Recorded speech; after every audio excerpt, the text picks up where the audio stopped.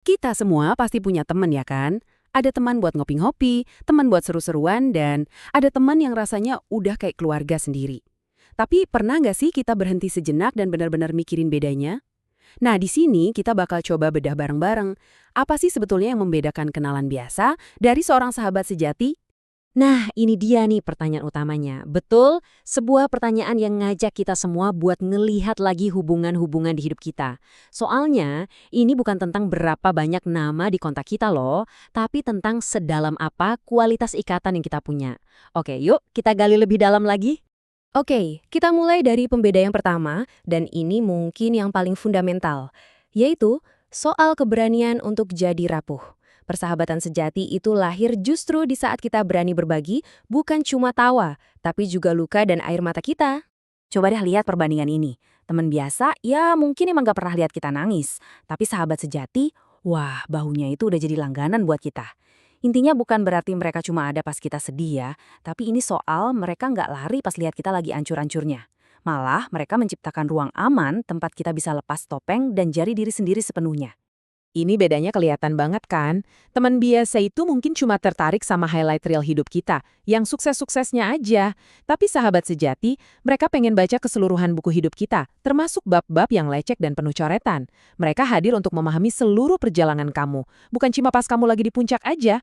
Oke, tadi kan kita ngomongin soal perasaan ya. Sekarang kita geser ke tindakan. Karena ujung-ujungnya sahabat sejati itu dibuktikan lewat perbuatan, bukan cuma kata-kata manis. Ini tentang bantuan nyata yang benar-benar bisa kita rasakan. Wow, pergeseran cara pandangnya beda banget ya. Buat teman biasa, telepon kita tengah malam itu gangguan. Tapi buat sahabat sejati, itu justru jadi alarm. Mereka malah khawatir dan bertanya, kenapa baru telepon sekarang? Artinya, keadaan kita itu jauh lebih penting buat mereka daripada tidur nyenyak mereka sendiri. Coba deh kita resapi kalimat ini sebentar. Ini tuh bukan cuma pertanyaan, tapi sebuah pernyataan. Pernyataan kalau mereka emang pengen kita andalkan. Ini yang mengubah rasa nggak enakan atau sungkan buat minta tolong jadi semacam undangan terbuka buat saling dukung. Nah, disinilah bedanya antara simpati yang pasif sama empati yang aktif.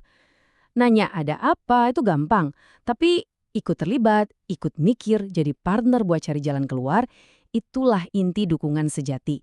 Sahabat sejati itu bukan penonton masalah kita, mereka ikut masuk ke arena bareng kita. Ini ilustrasi yang pas banget sih. Anggap aja pesta ini adalah kehidupan. Semua orang mau datang buat bagian yang seru-serunya. Tapi sahabat sejati, mereka datang dari awal buat bantu persiapan dan tetap di sana sampai akhir buat bantu beres-beres. Mereka itu berbagi beban bukan cuma berbagi kue. Oke, sekarang kita naik level nih. Ini dia ujian yang sesungguhnya dari sebuah persahabatan, konflik, dan waktu. Disinilah hubungan yang rapuh bakal hancur, tapi ikatan yang sejati justru ditempa jadi lebih kuat lagi. Jadi, poin pentingnya adalah ini bukan berarti sahabat sejati itu nggak pernah berantem. Justru sebaliknya, itu artinya ikatan kalian cukup kuat buat ngelewatin badai perbedaan pendapat. Ada komitmen untuk tetap saling peduli, yang jauh lebih besar daripada ego atau keinginan untuk menang sendiri. Kelihatan kan bedanya? Yang satu itu sifatnya transaksional. Selalu nuntut, apa untungnya buatku? Satunya lagi, sifatnya tanpa syarat. Aku di sini buatmu. Titik. Fokusnya itu bergeser total, dari menuntut menjadi hadir. Nah, setelah melihat semua perbedaan tadi, sekarang waktunya kita tarik benang merahnya. Apa sih artinya semua ini buat kita? Kualitas apa yang perlu kita cari dalam seorang teman? Dan yang mungkin lebih penting, kualitas apa yang perlu kita bangun dalam diri kita sendiri? Jadi, intinya ada di 5 pilar ini. Keberanian untuk jadi rapuh, dukungan lewat tindakan nyata, komitmen yang gak goyah, ketahanan saat melewati konflik, dan kehadiran tanpa syarat. Inilah yang mengubah seorang kenalan jadi keluarga yang kita pilih sendiri. Dan inilah pemikiran terakhir buat kamu. Gampang banget kan bikin daftar harapan tentang apa yang kita mau dari seorang teman? Tantangan sesungguhnya adalah membalikkan cermin itu ke diri kita sendiri. Sudahkah kita menjadi teman yang kita harapkan itu? Karena pada akhirnya, menjadi sahabat sejati adalah cara terbaik untuk menarik dan mempertahankan sahabat sejati lainnya dalam hidup kita.